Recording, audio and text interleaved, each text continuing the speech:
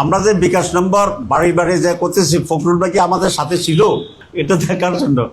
এগুলো একটা, যেহেতু আমরা ওনাদের ফ্যামিলি কার্ডের কথা বলছি, তোমাদের কিছু বলতে হবে তো, তো বলো যে এটা বলছে, তবে এটা ভুয়া। আমাদের সাথে অনেকগুলা দল যোগাযোগ করছে আমাদের, কিন্তু সিট দেওয়া তো কোনো উপায় নেই, যেহেতু নমিনেশন শেষ হয়ে গেছে। তা আমরা বলেছি সিট পাইবে না, আসতে পারলে আসো। এরকম অনেক দল আছে যারা আসতে চাচ্ছে ইনশাল্লাহ। আর আমাদের সাথে 11 দলই ছিল,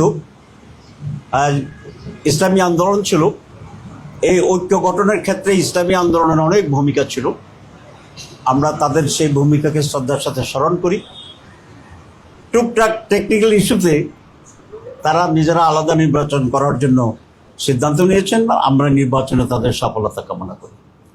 আরেকটা কথা আপনাদের বলতে চাই, আমরা ইসলামী আন্দোলনের সম্মানে তাদের যিনি নায়েবে আমির আছেন তার আসনে আমরা কোনো ক্যান্ডিডেট না দেওয়ার সিদ্ধান্ত গ্রহণ করেছি।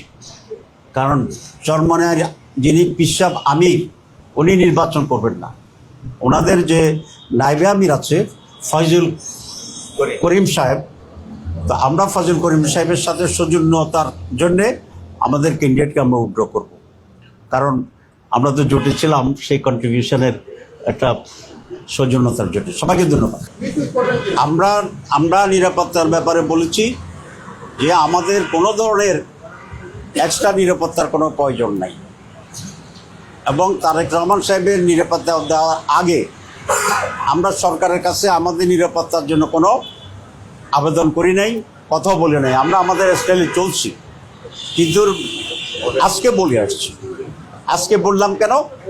ভয় নয়, এটা জেনারেল পারসেপশনের কারণে। কারণ একজনের পিছনে যদি মোভা করে মানুষ মনে করবে যে he is superior to another one, যেহেতু এটা নির্বাচনের সময়, সেই কারণেই আমরা এটা বলেছি। আমরা মৌলিকভাবে আল্লাহর উপর ভরসা করি, আল্লাহকে ভয় পাই, আমরা কোনো ভয় পাই না, নিরাপত্তার প্রয়োজন নেই। আর আপনি যেটা বলছেন এটা আপনার সাথে আমি একমত, যে প্রত্যেকটি নাগরিকের জন্যে সমান সুযোগ সুবিধা এবং সম আচরণ জরুরি। আমরা যদি ক্ষমতায় যাই আমরা এটা মেনটেন করার চেষ্টা করব ইনশাআল্লাহ। সবাইকে ধন্যবাদ।